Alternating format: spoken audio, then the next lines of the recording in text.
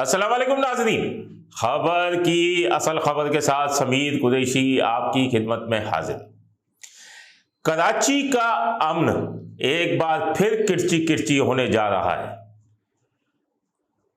ताजिरों को और सनतकारों को भत्ते की पर्चियां गोलियों के साथ मिलना शुरू हो गई हैं।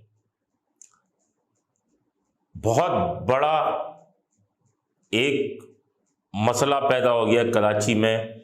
अगर आप देखें पिछले 2 सालों के दौरान तो कराची से 16 ऐसी कंपनियां वापस जा चुकी हैं जो यहां कारोबार कर रही थी, जिसमें यामाहा की बात की जाए या पीएनजी ग्रुप की बात की जाए, ये तो हाल ही के अंदर गई हैं। गुल अहमद हो गया, ये तमाम जा रही हैं।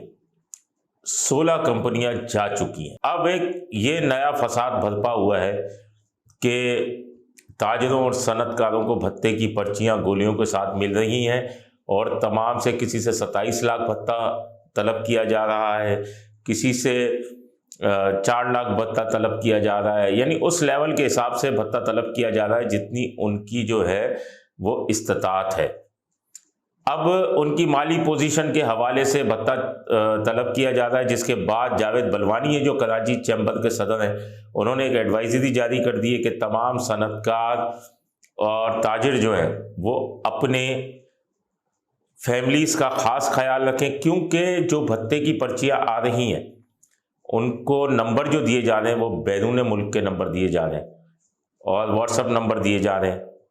अब बैरून मुल्क का व्हाट्सअप नंबर तो आप मुल्क में रहते हुए भी बना सकते हैं। अगर उस मुल्क में गए हैं, कोई सिम ले ली और उसके बाद बना के आप वापस मुल्क में आ जाएं तो वो सिम चल रही होती है, सिर्फ व्हाट्सअप सिम नहीं चल रही होती है, व्हाट्सअप चल रहा होता है। तमाम उनका डेटा उन्हें पता है कि इनके बच्चे किस वक्त जाते हैं, कहाँ जाते हैं, कौन से स्कूल में पढ़ते हैं और अहले खाना किस वक्त निकलते हैं। तमाम चीज़ें जो हैं वो सामने आ रही हैं। तो जिसके बाद जावेद बलवानी ने एडवाइजरी जारी की है कि अपनी फैमिलीज़ का ख़ास ख्याल रखें, उनके साथ गार्ड्स वगैरह रखें, सीसीटीवी कैमरे आपके सही होने चाहिए, फैक्ट्रियों के बाहर भी, घरों के बाहर भी, और अपना खुद एहतियात करें। कुछ रोज़ कबल सोल्जर बाज़ार का इलाका है गार्डन ईस्ट का, वहाँ पर भी एक सोसाइटी बन रही है, दारुस्सलाम सोसाइटी।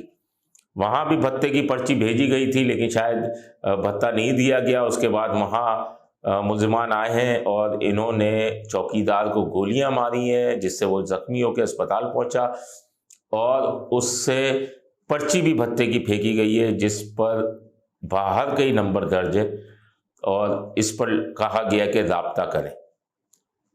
पुलिस और दीगर इदारे अब तक इन मुलजिमान तक नहीं पहुंच सके। भत्ते के अंदर यकीनन गैंगवार इन्वॉल्व होती है या कोई और तंजीम आके इन्वॉल्व होती हैं, जैसे जेडीसी के जफ़र अब्बास हैं, उनसे भत्ता तलब किया गया। पुलिस ने 3 मुलजिमान को गिरफ्तार किया, लेकिन मेन जो मरकज़ी मुलजिम है वो अभी भी बाकी है। तो हमारे यहाँ कंपनियाँ बंद होती जा रही हैं। ये ताजिर और सनतकार भी अगर बांग्लादेश या दीगर ममालिक में भाग गए जहाँ टैक्स भी कम है, तमाम काम भी सही हो रहा है, सड़कें भी सही हैं, टूट फूट का शिकार भी नहीं है, पानी बिजली गैस के भी रेट सही हैं, तो फिर हमारा मुल्क कहाँ आकर खड़ा होगा। और इससे कब कि ऐसी कोई बात हो, हमारे पुलिस और इदारों को चाहिए कि फौरी तौर पर कार्रवाई करें। एसआईयू बहुत अच्छी कार्रवाइयाँ कर रही है, मुलजिमान को गिरफ्तार भी किया जा रहा है, लेकिन तमाम चीज़ों को एक तरफ छोड़कर इस वक्त पुलिस और एजेंसियों को चाहिए कि इन ताजिरों को तहफ़्फ़ुज़ फराहम करें कि हमारी मुल्क की मईशत जो है वो संभल सके। रोज़ स्टॉक मार्केट को आप देखते हैं ऊंची तरीन सतह के ऊपर है कि नफसियाती हदें अबूर कर रही है। आज 3 हदें जो है वो नीचे आ गई है। तो अब इनको इस पर तवज्जो देनी होगी कि ताजिरों को तहफ़्फ़ुज़ फराहम किया जाए, वरना और इस मुल्क का नुकसान हो सकता है। अपने होस्ट समीर कुरैशी को इजाज़त दीजिए। अल्लाह निगहबान। Z110 न्यूज़, खबर की असल खबर।